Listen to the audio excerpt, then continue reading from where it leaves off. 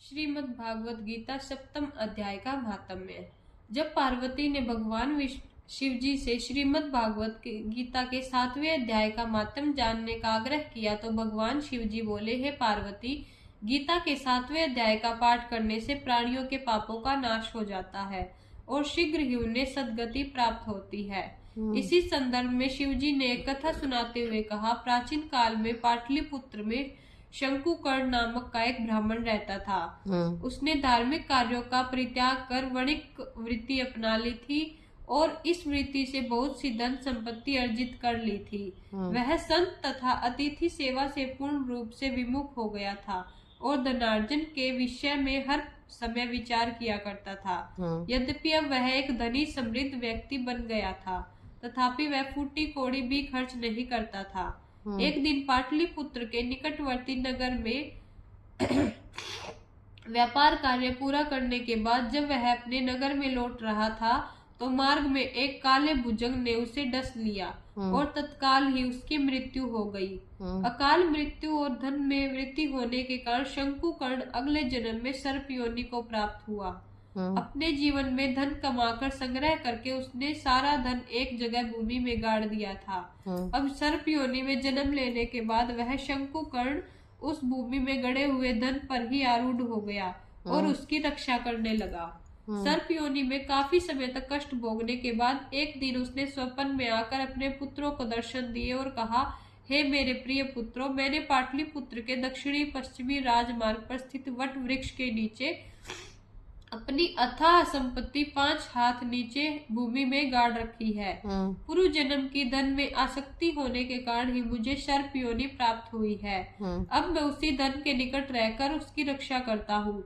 अब तुम उस अथाह धन को इस स्थान से निकालकर धर्म कार्य संपन्न कराओ। ब्राह्मणों को खूब दान दक्षिणा दो ताकि मुझे इस सर्प योनि से मुक्ति मिल सके। इसके पश्चात जो भी धन बचे उसे तुम चारों भाई 4 बराबर भाग करके आपस में बांट लो। अपने पिता को सर्प योनि में इस प्रकार पीड़ित देखकर वह ब्राह्मण शंकुकर्ण के चारों पुत्रों को बड़ी पीड़ा हुई। उनमें से एक पीड़ित स्वर में सर्प योनि में जन्मे अपने पिता को इस प्रकार कहने लगा, हे पिता, आपको सर्प योनि में देखकर मुझे बड़ा कष्ट हुआ है। हम भी चाहते हैं कि आपको एक कष्टप्रद जीवन से मुक्ति प्राप्त हो, किंतु हमें इस बात का पता नहीं है कि कौन सा धर्म कार्य करे जिससे आपको सर्प योनि से मुक्ति मिल सके। कृपया हमारा मार्गदर्शन करें।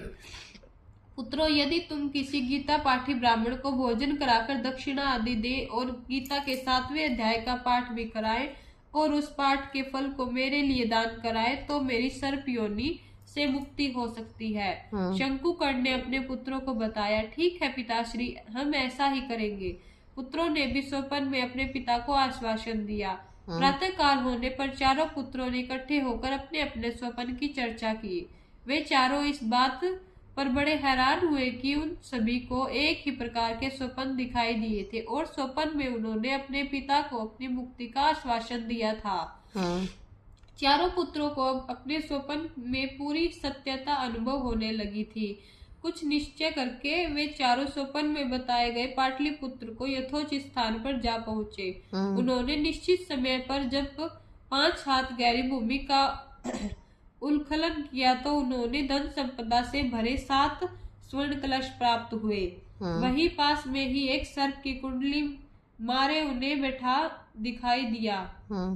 वह सारा धन वहां से निकालकर उन चारों ने अपने पिता की इच्छा अनुसार गीता पाठी ब्राह्मण के गीता के 7वें अध्याय का पाठ कराया और उसके फल को अपने पिता के निमित्त दान कर दिया। गीता के 7वें अध्याय का पाठ कराकर उसका फल दान प्राप्त होते ही उस सर्प योनि को प्राप्त हुए शंकुकर्ण को अधम देह से मुक्ति मिल गई और उसने दिव्य शरीर को प्राप्त कर लिया। इसके कुछ ही देर बाद उसके लिए वैकुंठ धाम से एक दिव्य विमान वहां पर आया और वह नराधम दिव्य स्वरूप को प्राप्त करके वैकुंठ धाम की ओर प्रस्थान कर गया। हे पार्वती, भगवान शिव पार्वती को समझाते हुए बोले, इस प्रकार गीता के 7वें अध्याय का बड़ा महत्व है। जो व्यक्ति इस अध्याय का पाठ करता है, श्रवण करता है और इसके फल को प्राप्त करता है, उसका शीघ्र ही सद्गति हो जाती है। हम्म।